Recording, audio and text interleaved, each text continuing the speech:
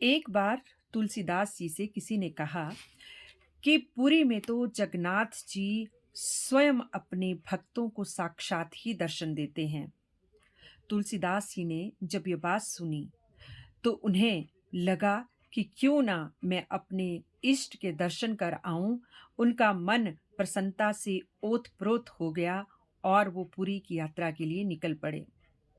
कई दिनों की अथक थकान के बाद जब वो पुरी में पहुंचे तो उन्होंने देखा कि मंदिर के बाहर भक्तों का बहुत तांता लगा हुआ है। तो जगन्नाथ जी के प्रति इतनी ज्यादा भक्तों की श्रद्धा देखकर तुलसी जी बहुत प्रसन्न हुए और उसके बाद वो मंदिर में जब जगन्नाथ जी के दर्शन करने गए तो उन्हें बहुत धक्का लगा। उन्होंने देखा कि ये क्या, कि जगन्नाथ जी तो हस्त पाद विहीन हैं, यानी कि उनके हाथ पांव ही नहीं हैं। ये देखकर तुलसी जी को ये लगा कि ये मेरे इष्ट नहीं हो सकते जिनके दर्शन मात्र से सारा संसार सुखी हो जाता है।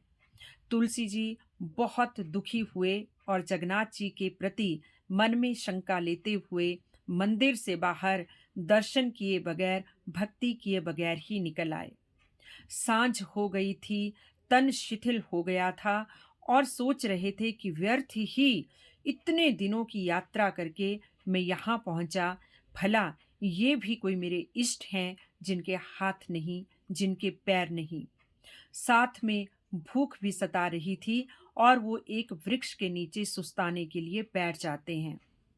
कुछ देर में एक बालक की आवाज उनको सुनाई देती है, जो कहता है, उसके हाथ में भोजन की थाली थी, प्रसाद की थाली थी और वो पूछ रहा था कि यहाँ कोई तुलसी जी हैं।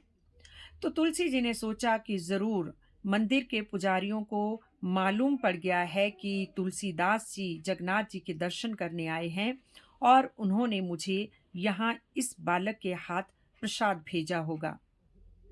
तो तुलसी जी कहते हैं कि हाँ, मैं ही हूँ तुलसी, कहिए क्या कहना है बालक। तो बालक वो प्रसाद की थाली तुलसीदास जी की ओर बढ़ाते हैं और कहते हैं, लीजिए, आप यहाँ हैं और मैं इतनी देर से आपको कहाँ कहाँ नहीं ढूंढ रहा था। ये लीजिए। प्रसाद की थाली उनकी ओर बढ़ाते हुए बालक कहता है कि जगन्नाथ जी ने ये प्रसाद आपके लिए भेजा है। तो तुलसीदास जी कहते हैं कि मैं ये प्रसाद ग्रहण नहीं कर सकता। तो बालक पूछता है, क्यों?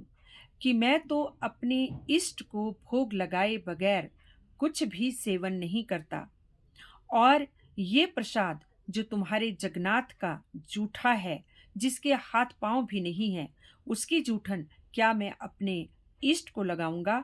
रहने दो बालक, आप ये प्रसाद लेकर चले जाओ। तो बालक कहता है कि तुलसी जी, ये प्रसाद आपके इष्ट ने ही भेजा है। तो तुलसी जी फिर कहते हैं कि नहीं नहीं, मेरे इष्ट हस्त पाद विहीन नहीं हो सकते। इस पर वो बालक मुस्कुराता है और कहता है कि जगतनाथ का भात जगत पसारे हाथ, यानी कि जगतनाथ के प्रसाद के लिए जो सारा जगत मांग मांग कर खाता है, आप इसको मना कर रहे हैं। तो तुलसी जी अपनी बात पे अड़े रहे। तो तुलसी जी का यह अड़ियल रवैया देख के वो बालक वो प्रसाद की थाली वहां रखता है और कहता है कि तुलसी, तुम्हारा इष्ट राम मैं ही हूँ। और ये कहकर थाली वहां पे रख के वो वहां से अंतर्धान हो जाते हैं। साथ में तुलसी जी को आवाज आती है अपने इष्ट की कि जगन्नाथपुरी के चारों द्वार पर हनुमान जी निरंतर पहरा करते हैं और विभीषण रोज मेरे दर्शन करने के लिए इस मंदिर में आते हैं। तुम भी प्रातः दर्शन करने आना और तुम्हें अपने इष्ट के दर्शन हो जाएंगे। तुलसी जी का ये सुनना था, उनकी तो हालत देखने वाली थी। नयनों से अश्रुओं की धारा बह निकली, प्रसाद की थाली हाथ में ली और पछताने लगे कि ये मैंने क्या कर दिया। मैंने अपने प्रभु पे शंका की और प्रभु इतने भोले हैं कि मुझे स्वयं अपना प्रसाद लेके आए थे। जैसे तैसे उन्होंने रात काटी और प्रातःकाल जब वो जगन्नाथपुरी के मंदिर में पहुँचे, तो जगन्नाथ जी, बलभद्र जी और सुभद्रा जी की जगह उन्हें श्री रामचंद्र जी, लक्ष्मण और सीता मैया के अलौकिक दर्शन हुए और वो दर्शन पाकर वो धन्य हो गए। इसके बाद तुलसी का भाव विह्वल होके बुरा हाल था, नेत्र सजल थे, बार-बार क्षमा याचना कर रहे थे और साथ में क्या कहा भगवान ने कि तुमने मुझे हस्त पाद विहीन कहा, यानी कि जिसके हाथ नहीं, पैर नहीं। क्या तुम्हें याद नहीं कि रामचरितमानस में तुमने मेरे लिए क्या लिखा है? वो लिखते हैं, बिनु पद चलियो सुनी बिनु काना, कर बिनु कर्म करे विधि नाना, आनन रहित सकल रस भोगी, बिनु बाणी बक्ता बड़ जोगी।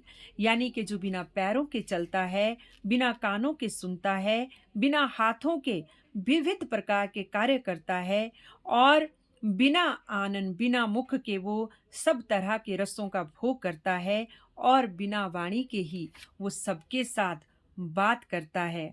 तुलसी जी अपने ही लिखे हुए इस छंद को श्री रामचंद्र जी अपने इष्ट के मुखारविंद से सुनकर बहुत ज़्यादा सजल हो जाते हैं उनके नेत्र और उनका शरीर शिथिल हो जाता है, बार-बार उनके चरणों में क्षमा माँगते हैं। तो इस तरह से इस कहानी का ये सार है कि ईश्वर जो है विश्वास के भूखे हैं। ईश्वर जो है वो आपके मूर्त भी हो सकते हैं, अमूर्त भी हो सकते हैं, निर्गुण भी हो सकते हैं, सगुण भी हो सकते हैं। देखना ये है कि आपका उनके ऊपर कितना विश्वास है और वो अपने भक्त को जो उनके प्रति भक्ति रखता है, उन्हें दर्शन देने, उनकी शंका दूर करने आते ही आते हैं।